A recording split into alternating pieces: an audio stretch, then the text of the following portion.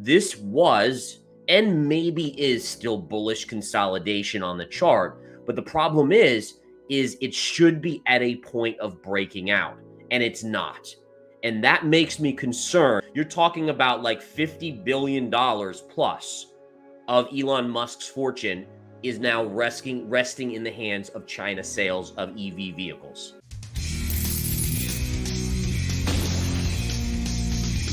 In today's video, Chief Market Strategist of InTheMoneyStocks.com Gareth Soloway tells us all about his latest analysis of the charts as well as his predictions and price targets for Bitcoin. Soloway shares his opinion regarding high inflation rates, the stock market, the crypto market, and the Fed. So what do we have here? Look at Bitcoin. Now, the reason this is important, and by the way, if you look at this chart, Bitcoin's barely moved over the last couple weeks. But what's intriguing about Bitcoin here is that we rallied up into this pivot high, right? So if we look at resistance, see this high from April 14th, it was 31,045, let's call it. Well, we pierced it here. And then just a couple days ago, we closed right there after piercing. And then look at the selling taking place. So what this is telling me is that Bitcoin is having a very hard time breaking out. And the concerning factor here is that this was and maybe is still bullish consolidation on the chart. But the problem is it should be at a point of breaking out, and it's not. And that makes me concerned that you look at the downside level of support, which is 29,900, 850, and we might be headed back down there. Now, if we break that and we have a daily close below that, so basically this line right here, that basically creates a failed bull flag. Failed bull flags mean that you can potentially have a major move to the downside. So again, let me recap the analysis on the Bitcoin chart here. So number one, Bitcoin failing again to break out. And for those of you that know the methodology, the PPT methodology that I teach in the Winning Trader series, we know that this is a 2x time count. Time counts are very important in charting. So again, for it to fail and not break out on a 2x time count, that is significant. All right. So again, as it comes down here, can it hold this 29.8, 29.9 level? Does it close below? A close below potentially means very bearish price action on Bitcoin. If it can rally up here and close above 31,000 or 31,001 and change, whatever this high pivot is here, that again will be the precursor to staying above for a few days and maybe having a breakout. But right now, this price action is not good. And I want to say this. A lot of people, again, if you go on crypto Twitter, if you go anywhere, there is so much bullish sentiment out there on Bitcoin that you would honestly, if I just looked at crypto Twitter, I'd be like, oh man, the Bitcoin must be near the all-time highs. That's concerning. Another thing that's concerning to me is that if you look at the Nasdaq, all right, the Nasdaq has been going up nonstop for how long? I mean, look at this chart. And again, I have some other data on this, but nonetheless, we've been in an uptrend on this, not only since October of 2022, but look at the recent price action, right? And again, to not see Bitcoin performing better in that environment is somewhat surprising and potentially a bearish signal. This is, by the way, this is what should happen with Bitcoin.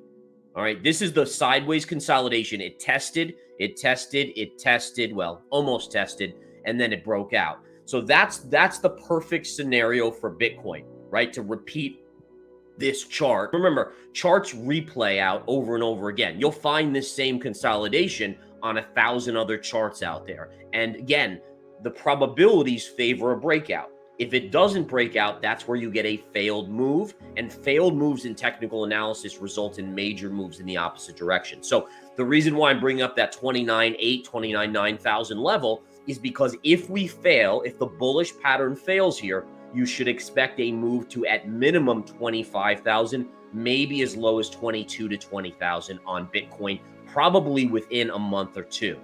So that's, again, for those of you that are watching, like if someone told me they were long Bitcoin right now, I would say, okay, that's okay, as long as you understand where to exit that. Now, when we go to the Bitcoin dominance chart, this pattern is a little bit negative in the short term. Now, remember, I'm talking very short term. Bitcoin dominance longer term has broken out of the bigger pattern.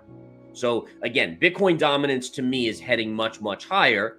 All right. Ben Cowan and I have agreed on this. We've done our show, The No Shill Zone, which is Monday mornings at 11. But basically, you're headed here to approximately this 59-60% level, right? There's a big level here as well. So this is where Bitcoin dominance eventually will head. And you guys know I'm a long-term bull on Bitcoin. I love Bitcoin longer term. I'm just a very short-term trader. So you're seeing how the alts have seen bounces off of their lows from when we got the SEC news. But again, the alts continue to pull back off of resistance. Now, in the best case scenario, this is where Cardano could head. That's my best case scenario, folks. So if I cut prices by 20%, do I think I could boost my sales numbers too? By 5%. By the way, they beat by 5%. And the answer is yeah. I mean, oh my God. If I had a 20% off sale, there's no doubt I could boost my sales by 20% or 5%. So yes, that makes sense. The problem with cutting prices is it's very hard to raise them back up. People get used to the new price. They buy what you're convincing people that maybe couldn't afford to buy. Once you do that, you're going to run out of people again. Do you cut prices by 20% again? Do you cut it by again and again? My point is it's unsustainable. So that's problematic. All right. You shouldn't have to cut your price to increase sales, or if you do have to cut your price to increase sales, there's a bigger systemic problem there. And I think that's competition. Now, this is where things get even more interesting. So we have to understand what is going on. Tesla's deliveries, and this may shock some of you guys. Tesla deliveries were over 50% of those deliveries went to China.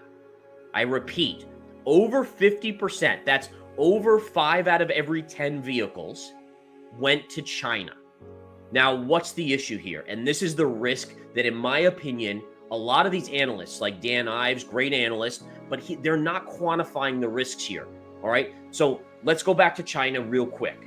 China over the last couple days, they said they are going to curb the export of rare earth metals that go into semiconductors. This is a response to the US saying we're not going to ship a bunch of AI semiconductors to China. In addition, China now has just come out and says that the US is making Taiwan a powder keg because of essentially military equipment sales to Taiwan. Basically, what I'm saying here, guys, is there's a tit for tat going on, that there is a risk of it exploding into something bigger, a bigger trade war. Well, there's an issue for Tesla here. Tesla, again, sells more than half of their cars to China. If that explodes, if the US-China relationship totally explodes, let's say China invades Taiwan, Tesla's price could drop by over 50%. Now, that might only be a 5% chance of happening, but that's not being reflected in the risk of owning Tesla. Like when you hear analysts talk, you are not hearing like, oh my goodness, what if this long shot happens? The other thing to understand, and this is something that I guarantee you have not heard from any other analyst, is that if the US government recognizes, and I'm surprised this hasn't happened yet, that basically China controls, essentially, if China banned the sale of Tesla vehicles in their country, Tesla's stock would fall by 50+% in theory, right? If 50% of their sales or over 50% are going to China, you would have to assume that their price would fall if that happened, if they got banned from selling there. Think about this. Elon Musk, he's worth $216 billion. If Tesla fell by 50%, Elon Musk, I think, would lose about 30% of his net worth. Elon Musk owns Twitter. What is the power that the Chinese government potentially has on it from a US security, national security risk for or over Elon Musk's head controlling that much potentially of Elon Musk's net worth. Think about that, guys. You're talking about like $50 billion plus of Elon Musk's fortune is now resting in the hands of China sales of EV vehicles. And again, he also controls one of the biggest platforms for getting information out to the public, to the US, to the world. So think about that.